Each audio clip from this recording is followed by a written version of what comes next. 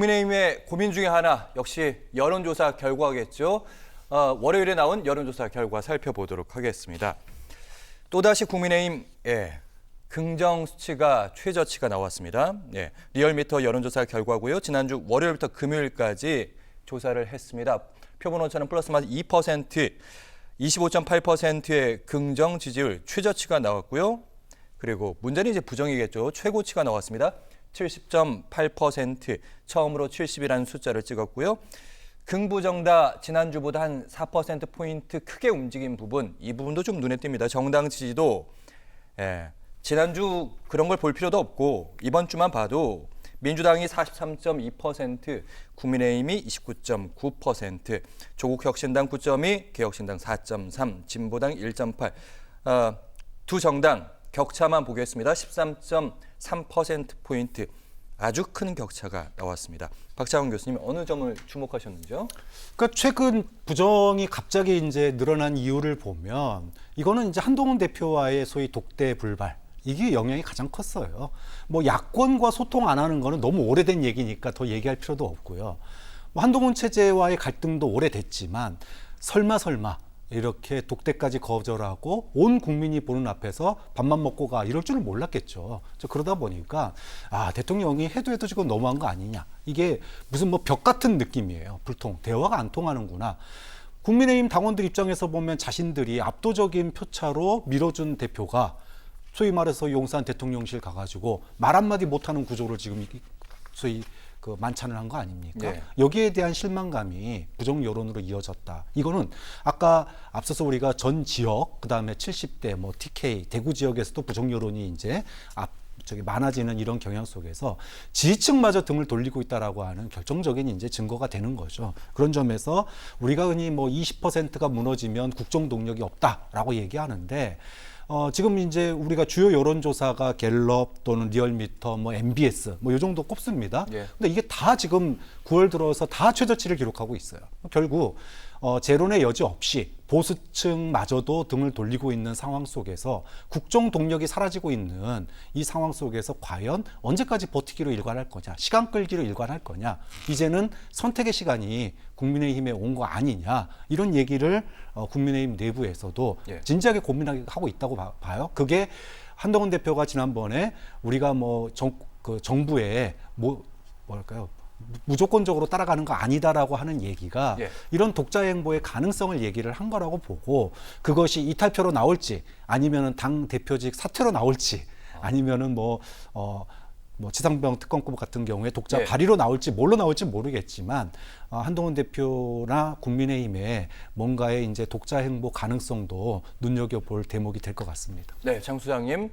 데이터 여론조사 결과도 그렇게 막 좋지 않습니다. 위기란 말 나오고 지난 주말에 뭐 전국에서 탄핵 집회가 곳곳에서 열렸다고 하는데 물론 이제 특정 세력이 주도하는 거 아니냐 이런 의혹의 시선도 있습니다만은 분명히 위기는 위기인데 국민의힘은 어떻게 해야 됩니까 이제? 전 난감할 것 같아요. 그러니까 모든 문제가 좀 김건희 여사로부터 많은 부분이 좀 비롯된 것이 아닌가라는 좀 생각이 듭니다. 대통령이라는 자리는 최고의 공적인 자리인데 사적인 영역에선 사적인 이해관계가 더 우선시되는 거 아니냐라는 의심을 받는 거예요. 그게 김건희 여사와 관련된 문제죠. 양평 고속도로 문제도 김건희 여사 처갓집에 땅이 있다. 그런 것 때문에 많은 논란이 있었잖아요.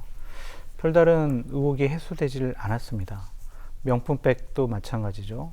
그리고 주가 조작도 마찬가지입니다. 아까 말씀드렸듯이 공천 개입과 당무 개입 분야에서도 많은 얘기들이 나오고 있어요.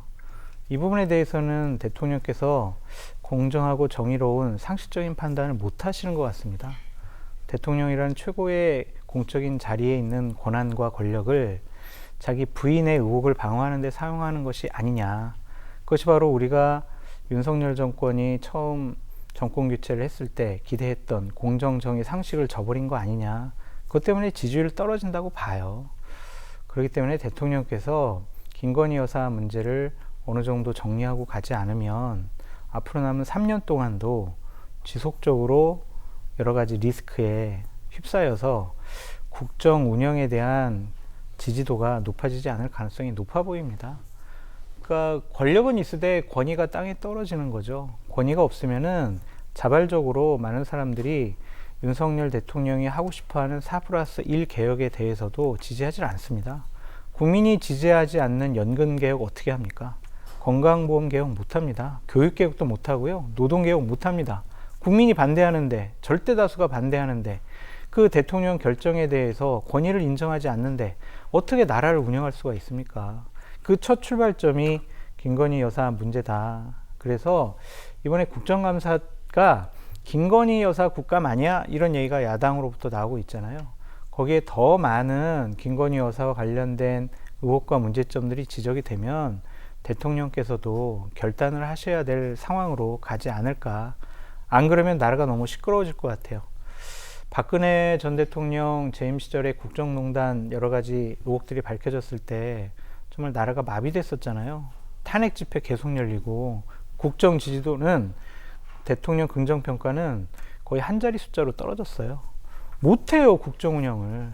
그러니까 대통령께서 무조건 배우자 사랑하시는 것은 알겠지만 배우자보다는 대한민국과 대한민국 국민을 더 소중하게 여겨주셨으면 좋겠다. 그런 생각이 듭니다. 장 소장님, 이건 30초 만에, 이 주제는 30초만 더 다루겠습니다. 네, 네. 그럼 이제 국민의힘 어떤 선택을 해야 되는지, 이번에 재표결 들어갑니다. 한동훈 대표는 어떤 선택해야 되는지.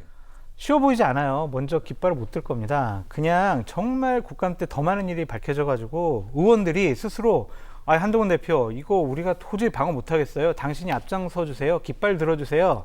그렇게 해서 한동훈 대표가 자 대통령님 이거 안 됩니다라고 독자적인 홀로서기 하는 모습을 보여야지 지금 손 들고 먼저 나와가지고 자 김건희 여사 정리하세요 막 이러면은 더 큰 분란이 일어날 것 같아요. 그래서 아직은 한동훈 대표가 본격적으로 움직일 단계는 아닌 것 같다. 그런 생각이 듭니다.